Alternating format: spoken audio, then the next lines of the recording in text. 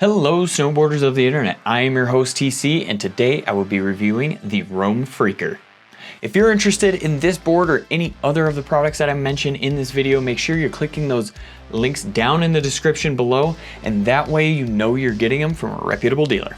This board is equipped with Roam's Fusion camber. So what that is you're gonna have a camber dominant board here. So pretty much from right under the Roam logo to almost about at the Scorpion's tail here, you're gonna have that old-fashioned camber.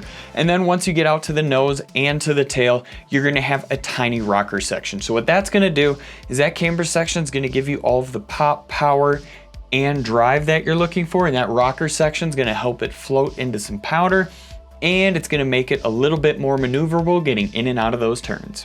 The Roam Freaker is offered in a 153, 156, 159, 157 wide, and a 160 wide. I rode this board at Copper Mountain where it was a beautiful, warm, sunny day, really not a cloud in the sky, but don't let that fool you. It wasn't that classic spring day where you just had soft snow everywhere. Towards the bottom of the runs, sure, there was soft snow. There was just that mashed potato stuff pretty much right by a lift line. As you worked your way up though, it was definitely not like that. It was the type of snow that you could lay an edge into, but you definitely knew that there was some hard crusty stuff underneath it. Pretty much the groomer stayed perfect all day. There was really nobody there. It was just us out there. So we pretty much had that whole mountain to ourselves, but it was still overall a good day. You know, just looking forward to that spring riding, but overall, still great. I used my Ride Fuse boots and my Jones Mercury phase bindings. When we're talking flex on this board, it is definitely a little bit more interesting than just, you know, that fluid flex, that directional flex. It's got an interesting one to it where in the middle of the board, it's actually gonna be the softest, where it's about the middle of the road, I would say, possibly a tad stiffer, but I think it's pretty true to that middle of the road. As we work our way up to the nose here, it does have a single hot rod in it, which I think actually does make it just a bit stiffer, even with that rocker section in it. So that's gonna be a little bit stiffer than the middle. And as you go over to the tail here, that's even gonna be even more stiff, where you got two hot rods in it and you only got one in the nose. So, I mean, you do the math. This tail is gonna be snappy and definitely more on that stiff side than that middle of the road. But as you torsionally flex this thing, it is gonna have that same flex as the middle of the board does. And when you flex into this board, you're gonna notice that whichever side you flex to, if you're flexing towards that tail, you'll notice that the board wants to flex closer to the back binding. If you're gonna flex into the nose, you'll notice the board wants to flex a little bit closer to that front binding. So just keep that in mind. It will flex in between the feet more than towards that nose and that tail. And that is gonna directly translate into its stability, where if you're hauling ass and like shifting your weight back, you'll notice that this nose does chatter a little bit. Because it is more reactive with that hot rod in it, you will feel that just a little bit more underneath your front foot. And I mean, that being said, you know this board is gonna definitely be more on that lively side where it's not super damp. You know exactly what you're going over when you're going over it. So if you need something super damp, you might want to look elsewhere, but overall, it's still a really good board for stability wise, where it is on that lively side, but it wasn't like vibrating my knees or like my ankles or anything like that. It still did have some dampness to it, so just take it as you will. Since I've mentioned before, it does have two hot rods in the tail. It gives it so much snap. It is gonna be the stiffest part of the board, but don't let that fool you. It doesn't take a whole lot to load up like I would really actually imagined it would. The thing is almost effortless, where you put that energy in, it's gonna shoot you straight to the moon. It actually has an amazing pop, definitely better than your average snowboard, and it feels very stable. Like cruising into side hits, rollers, anything like that, you're gonna feel what you're going over, but it still feels like you're not gonna lose your edge or wash out or anything like that. It still felt really good. And I mean, the same thing goes for jumps. Whatever jump you can handle, this board will be able to handle it just as well. So don't be afraid to take it to that large line, take it to the small line. Whatever you're comfortable on is what this board's comfortable on. It felt great letting the lip do the work, but you know me, it felt even better popping this thing and just going bigger than anybody else in the park.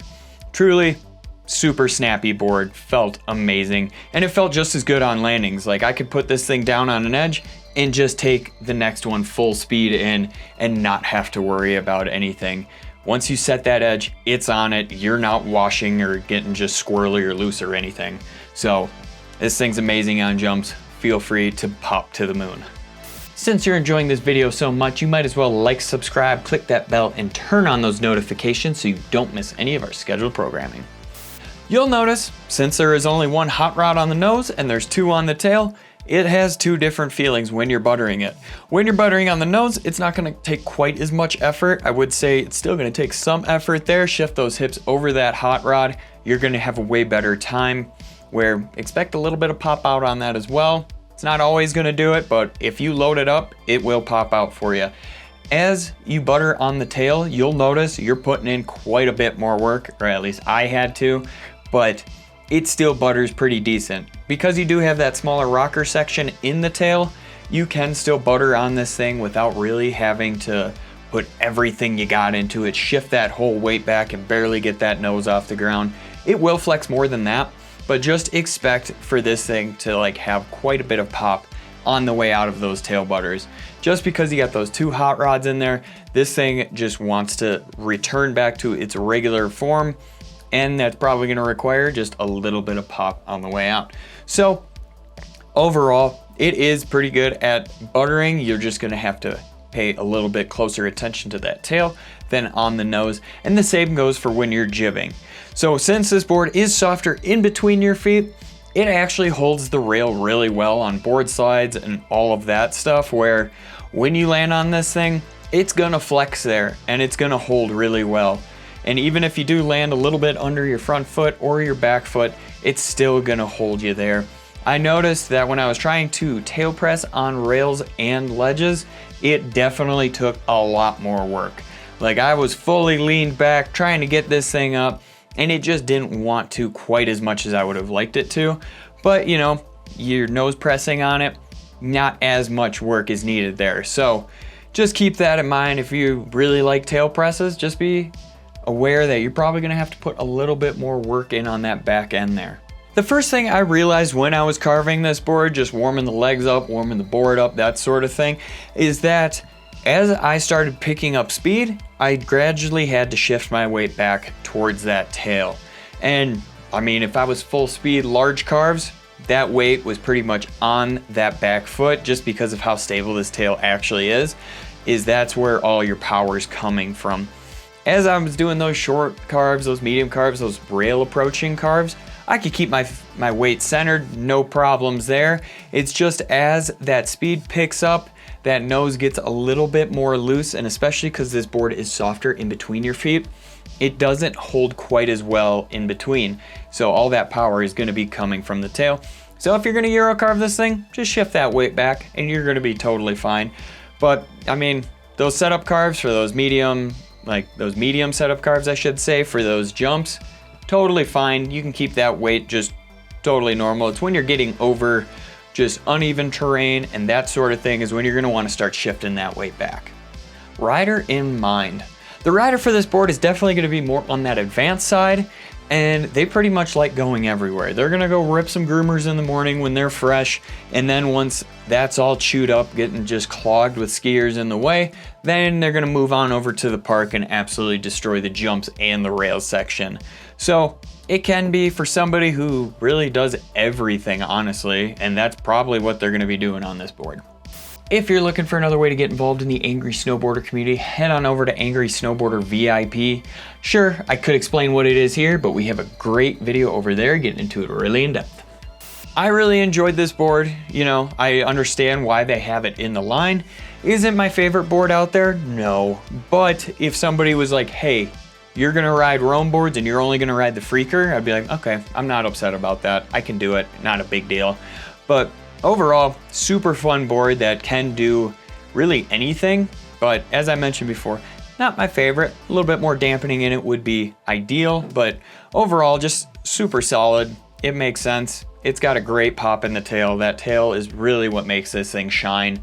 Just because you guys know me, you know how I like to pop, and this thing definitely helps that. Comparable boards. the Capita Mercury, the Jones Mountain Twin, and the Salomon Assassin. Recommended bindings, the Rome Katana, the Salomon Highlander, and the K2 edition. As always guys, I've been your host TC, and this has been my review of the Rome Freaker.